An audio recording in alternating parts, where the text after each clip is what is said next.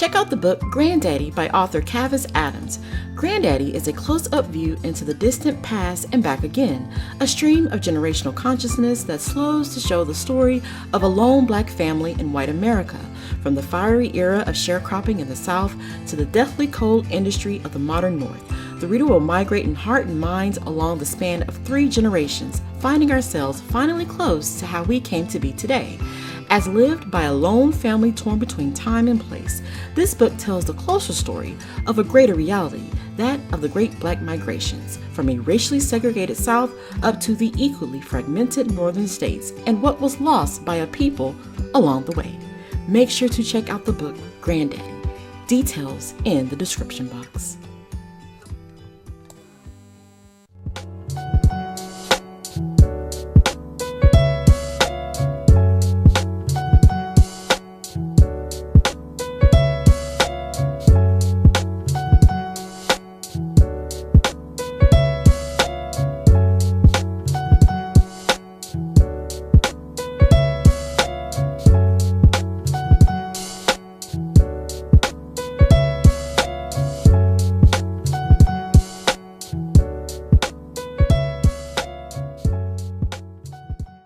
Hey guys, it is Nicole here, back on this Friday night. I hope you guys are all doing great out there.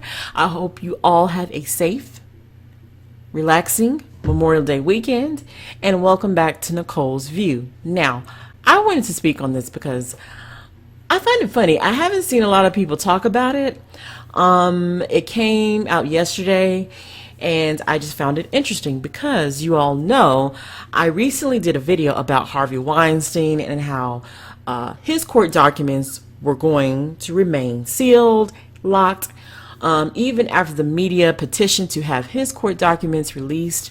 The higher-ups, the high courts in New York State said, hell no, go away, we want nothing to do with you. We're on code here. Now, here we are. You guys know this happened to, as far as unsealing records, court records, this happened to Mr. Bill Cosby when that federal judge, Judge Robreno, unsealed Mr. Cosby's court documents, or that deposition, because he called Cosby a quote-unquote public moralist. Basically, this Negro, this uppity Negro, for many years got out here in the public at different venues, and he talked down to everyone, and this is why I'm releasing his deposition. The media loved it. They petitioned for it, to these documents to be unsealed. Then they were able to go ahead with their 4-year propaganda. They went ahead and they just on a mass level, they influenced a potential jury. They prejudice a potential jury pool. So by the time Cosby got to court, you have all these people out here saying that he admitted it. This is what it said in the deposition, and none of it was true. But this is what the media does. So I find this to be the biggest crock of, you know what, when you have folks like the New York Times saying that they're citing the reason why they want Jussie Smollett's court documents to be released and unsealed for transparency. No, they want to go ahead and keep milking this story, which nobody at this point cares about, because Empire is not going to be on television much longer. Jussie Smollett, we don't know what he's up to, but they cannot let this go. Okay, whether he lied or he didn't, they just will not let this die. And I find this more troubling, the fact that you have Weinstein, whose documents are going to remain sealed. Nobody's ever going to see them, as far as we know for now. And folks like Smollett, whether you think he did or not, or Cosby, their documents, hey, you ask a judge, oh, sure, we didn't like them anyway. It's just crazy how they can just do it for their own personal reasons. Isn't that interesting? Okay. So let me go ahead and read this. I'm reading this from the New York Times, and it says, Jussie Smollett's case file is unsealed by judge. A group of media organizations, including the New York Times, asked the court to unseal the records regarding the actor's case, citing a need for more transparency. The biggest crock of you know what. A judge in Chicago on Thursday unsealed Jussie Smollett's court records after media organizations asked that documents related to the Empire actor's arrest be made publicly accessible. The decision to unseal the case could allow public access to documents from the Cook County State's Attorney's Office that could shed light on why the office suddenly dropped all charges against Mr. Smollett in March. Mr. Smollett was accused of staging a racist and homophobic assault against himself. After the charges were dropped, the court approved a request by Mr. Smollett's lawyer to seal the case. Several news organizations, including the New York Times, asked the judge to reverse that decision, citing a need for more transparency and why local prosecutors suddenly decide to withdraw charges. It's hilarious. Mr. Smollett's case captivated, my God, the American public earlier this year with one baffling twist after another. What started as mass outrage over a celebrity being targeted based on his race and sexual orientation turned into indignation at Mr. Smollett after the police concluded that he planned the attacks himself in an effort to gain publicity. Mr. Smollett has maintained his innocence. The records were shielded from the public eye based on an Illinois law that allows a defendant's court to file. Excuse me, let me read that one more time. The records were shielded from the public eye based on an Illinois law that allows a defendant's court file to be sealed if charges against them were dropped or they were acquitted. The law is partly meant to ensure that innocent defendants are not rejected from potential job opportunities because of an arrest record. Okay, folks? So there was a law set in place for this, for, I guess, a case like this. So you have here, the media was able to go to this court, petition, and you're going to have this judge allow it. So basically, Jussie, they want to drag you to eternity. They never want him working again. Okay? I mean, look at this. So they're like, oh, he's done. So if they find anything in those documents that just show that he lied or made it up, they are going to drag him. They're going to continue to drag him to hell. Okay? In explaining his ruling, Judge Stephen G. Watkins, a black man, yes, a token. Stephen G. Watkins of the Circuit Court of Cook County wrote that Mr. Smollett's request for privacy was not good enough, or was not a good enough reason to keep the record sealed, considering that Mr. Smollett willingly spoke about the situation in detail on national television and in other venues. After the March 26th dismissal, and let me tell you something, even if Jussie never did an interview or anything like that, they still would have done this. Okay, don't get it twisted. After the March 26th dismissal, he voluntarily stood in front of cameras from numerous news organizations in the courthouse lobby and spoke about the case. Judge Watkins wrote, "These are not the actions of a person seeking to maintain his privacy or simply be let alone." When he did that, he didn't necessarily go into detail about the case. You know, like I'm just playing devil's advocate here. I don't care whether you think he lied or not. I'm just playing devil advocates here. But folks are going to want him to, the media is going to want him to say something. Okay? And a lot of this is, he got out there, I guess in their own way of saying, he was out there, I guess in some ways, stoic, happy, saying that he's innocent. So they're going to use that as to why they're releasing this. He didn't say anything specifically about details of this case. He just said, I didn't do this, basically. I thank people for supporting me. You guys remember what he said for the most part. Okay? Nothing he said went into graphic detail about what really happened.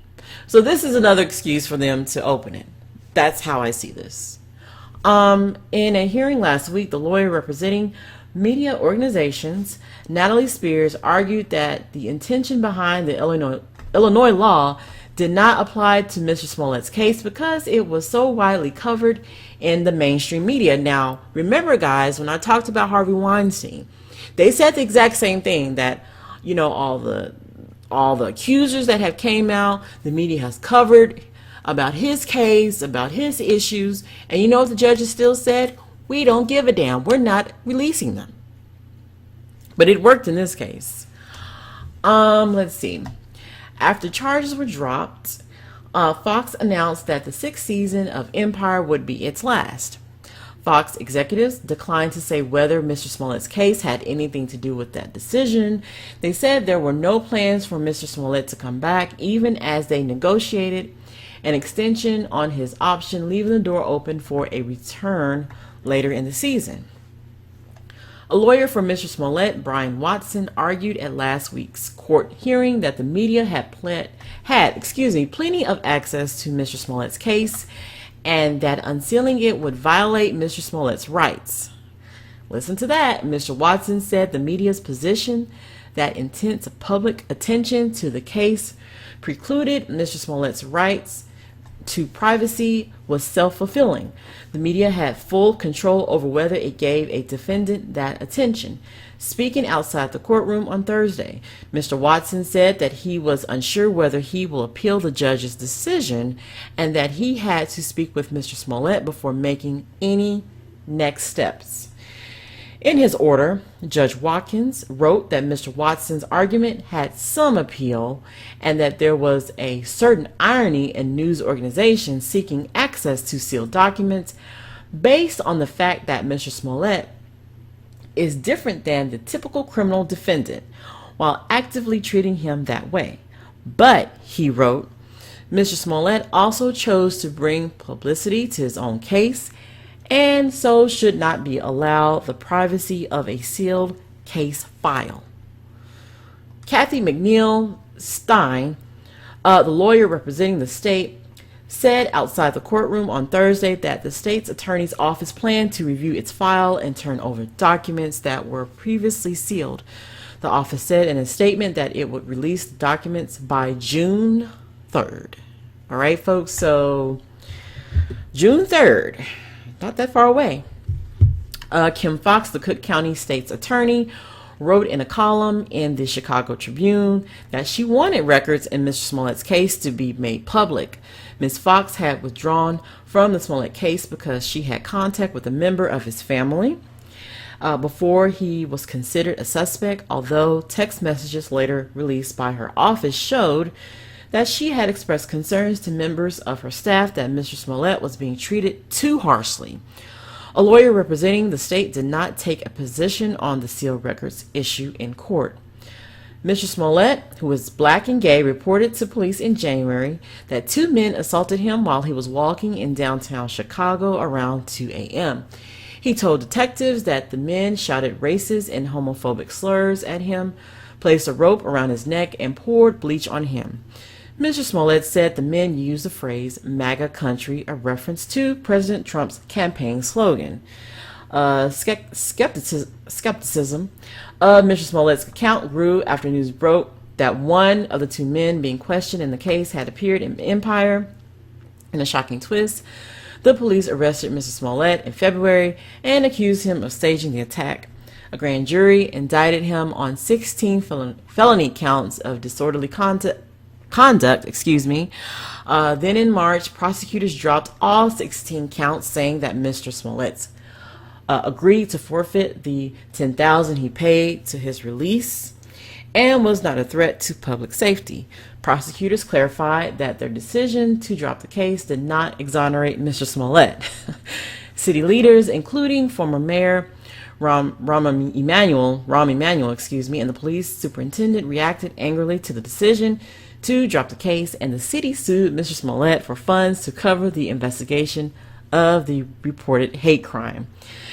That is the end of that. Excuse me if I started to stumble at the end, but yeah, this is going to be interesting. So June 3rd, they are going to unseal these documents. Now, Kim Fox feels pretty confident in them being unsealed.